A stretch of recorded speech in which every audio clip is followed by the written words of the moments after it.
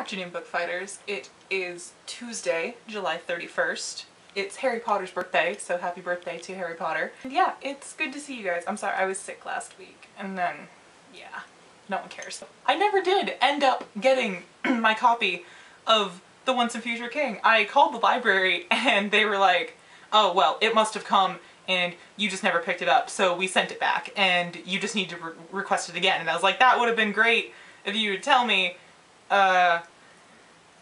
you know, 3 weeks ago when I actually needed it, because now it's the end of July. What do you want me to do about this? And they didn't care. They never told me it came. I don't believe them. I think they never even put it through. I have no idea. But there's nothing I can do about it now. Except it is now, well, it's not August yet. It's still July. So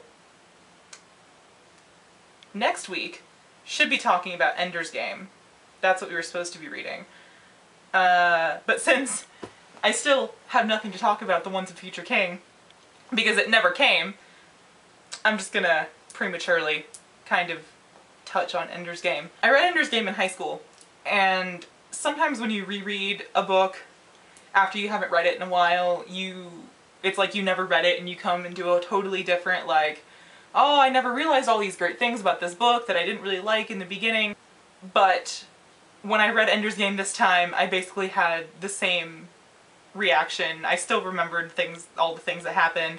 I do not dislike Ender's Game. I feel like that prefaced it kind of weird, but I don't dislike Ender's Game. I actually do like the book, but it's one of those books that I like it in weird ways because I never, even the second time reading it through, I never really liked any of the characters. I mean, like, I tolerated them and I enjoyed them on occasion, but like,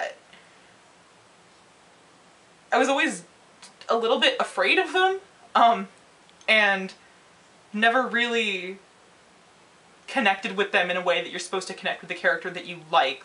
In other books, you find a character and you really like that character. When you like that character and you think about that character, it makes you think nice things, like, oh, I want good things to happen to that character, and I hope this character doesn't die, because that would make me really upset because I really like this character. But with Ender's Game, I never felt like that towards any of the characters. They were all just kind of there and doing things that were a little bit scary.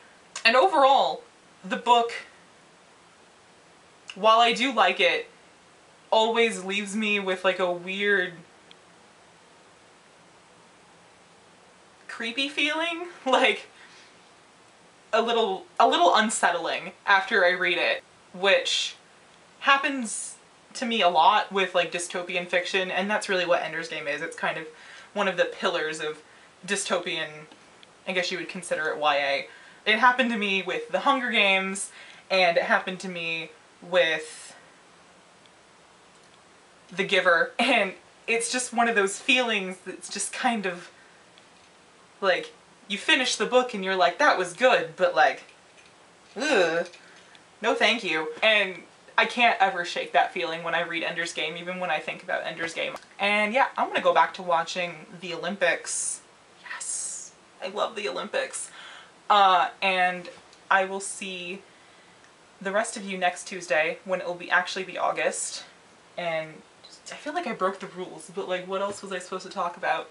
But yeah, it will actually be August, so we can talk about Ender's Game for real.